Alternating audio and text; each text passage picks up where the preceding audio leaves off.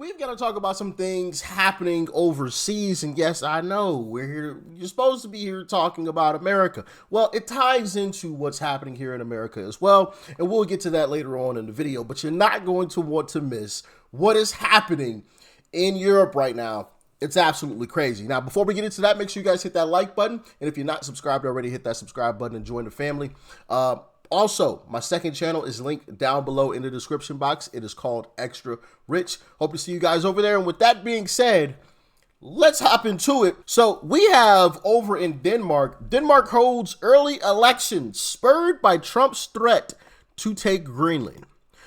So, long story short, Greenland's prime minister thought it would be a great idea to try to stand up to Donald J. Trump in this whole Greenland discussion, right? She tried to come off as like the tough woman, and no, we're going to stand up to Donald Trump.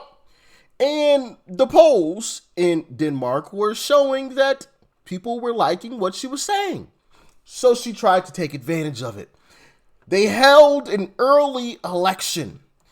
And I want to read some of this here, okay?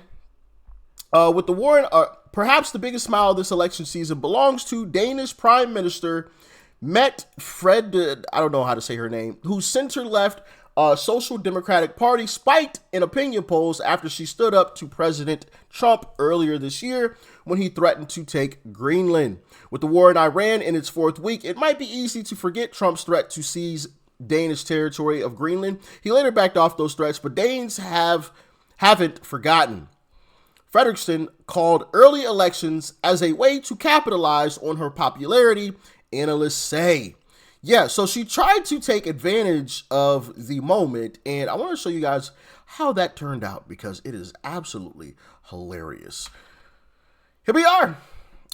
Denmark's right-wing Danish People's Party has quadrupled its vote share in today's general election. Their platform, closing Denmark's borders, limiting asylum, and deporting refugees. So, an absolute embarrassment.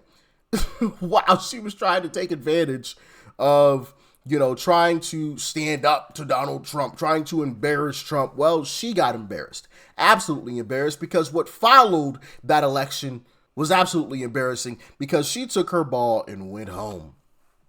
Denmark's prime minister hands in government resignation after election defeat. She just said, you know what? I'm out of here. I'm gone. Thought it was sweet. Oh, yeah, I'm going to stand up to Donald Trump, guys. Look at me. Look at me. Ooh, you guys are loving that? You guys are loving that? Hey, we're going to have an election. Yeah, okay. But that is a recurring theme in Europe because Europe recently went through a round of elections, and I want to throw this up on the screen for you all. Elections in Europe today show a continued political shift to the right across the continent. France, Marine Le Pen's National Rally, the RN, makes gains ahead of the 2027 presidential election, including winning the mayoral race in Nice. I believe that's how you pronounce that, right? It's not nice, it's Nice. That's how you pronounce that city. Let me know in the comments. Germany. Alice, Alternative for Germany, or AFD, doubled its results in state elections, securing its best finish ever, and driven by younger voters, which spells doom, because obviously as we age, as we get older, we typically turn more Republican. It's typically not a situation where as we get older, we turn more Democrat.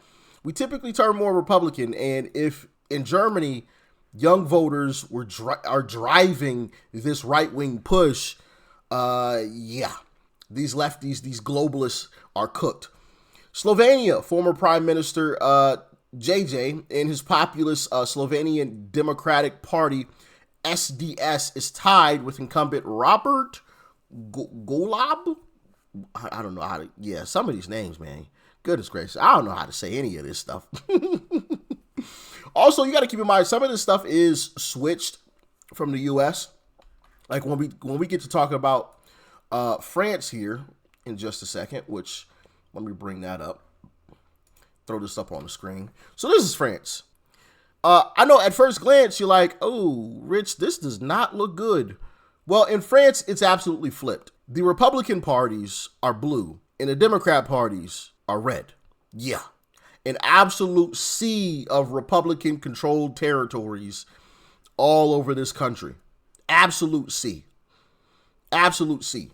And, obviously in some of these situations, Democrat parties or Democrat-aligned kind of parties saw the writing on the wall. And, of course, they all tried to coalesce and tried to, come together to try to keep Republicans off. And still you have elections that resulted in massive gains for more Republican aligned or alike parties in Europe. So that is a beautiful to see over in Europe. And it's similar to what obviously is happening here in America. People are tired of these leftist globalists who care more about illegals than they care about American citizens, which I put that up as a YouTube short earlier this week. I don't know if you guys saw that. If you didn't hear, I'm going to try to find that again really quickly, where Chris Murphy, he let the cat out of the bag, which was the fact that Democrats care more about illegals than they care about American citizens. And here that is. I'm sure a lot of you saw this via a YouTube short. And if you don't watch my YouTube shorts, definitely check them out. I typically drop at least 3 of them every single day. Here it is. The negotiation didn't have a path to citizenship. It was entirely on their terms in order to get Ukraine funding, right? Well, I mean, Chris, that's been a failed play for 20 years. So right. You are right that has been the Democratic strategy for 30 years, maybe.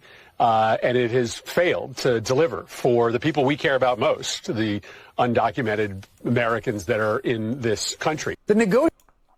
The people you care, it has failed to deliver for the people you care about the most, the undocumented Americans. Interesting. Sometimes when you just let them talk, like what Senator Kennedy recently said, Operation Let Them Speak. Because sometimes they'll just tell you exactly what it is that's going on. And in that case, he told you exactly what's happening. The ones that they care about the most aren't you and I. They are illegals. And I mean, we see it, right? We see it. I want to throw this up on the screen. A poll from Quinnipiac. Democratic Party favorability amongst men, 24%. And of course, we know these polls are not the most accurate. So this number is even lower than that. That's half of the country, right? This is this is amongst the men. So we're talking half of this country. Less than 20, I would say it's less than 20%. I'd say it's probably high teens, if I had to guess, if I'm just being completely honest. High teens, 18, 19%. That is embarrassing. Embarrassing. And if you want to talk about the approval rating across the board, we're at 29%. That is a UMass poll.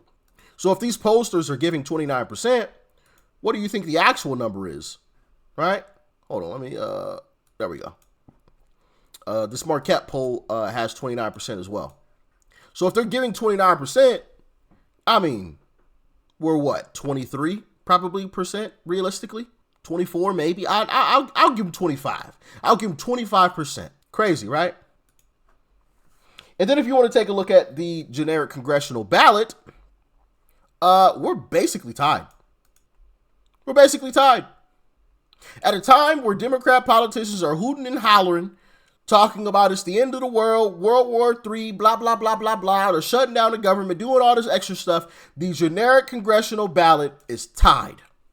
Democrats should be ahead by, at least 3 or 4 points right now. At least. Because that's the way that this goes. Typically, the party that isn't in power has a major advantage going into the midterms.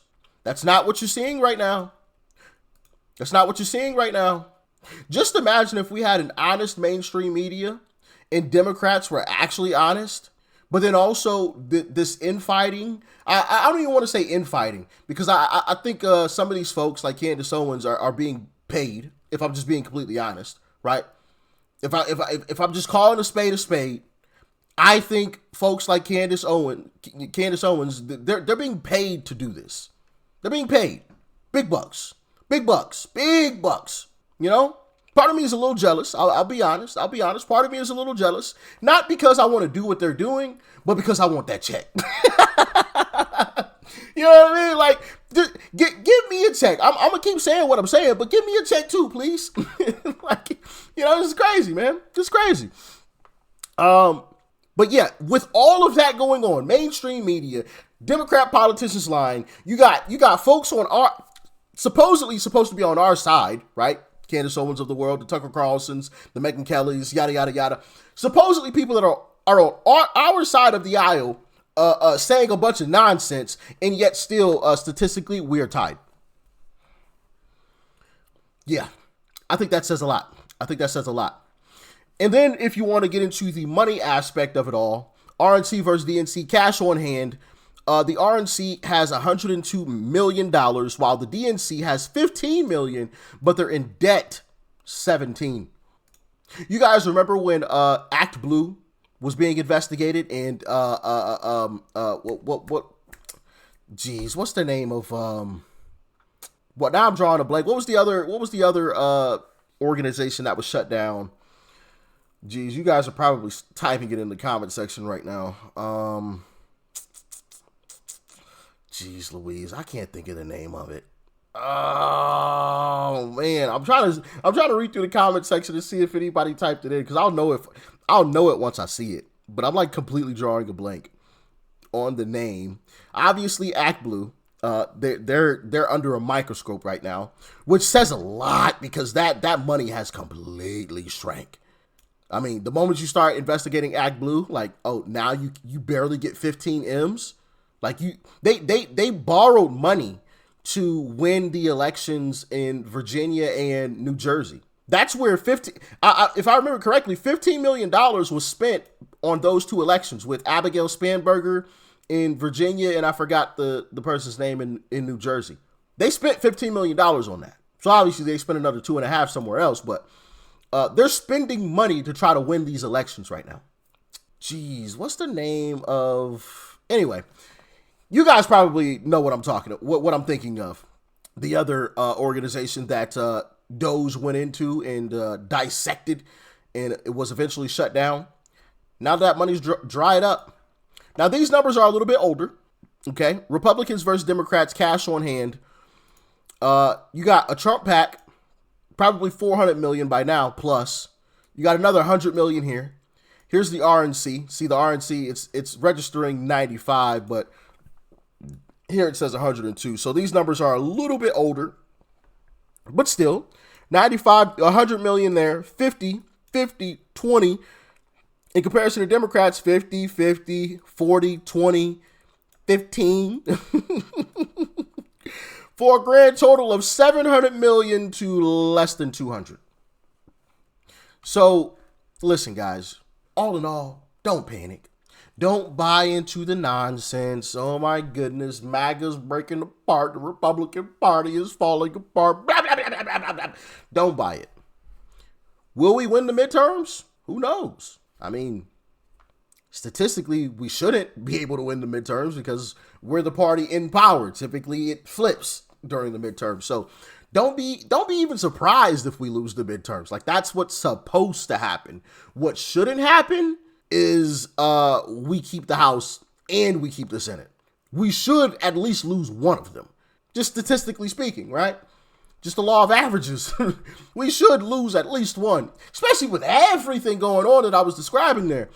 If we come out of these midterms and we still have the House, even if it's barely have the House, that is something to like extremely celebrate about, because that says a lot about where we're going to be in 2028.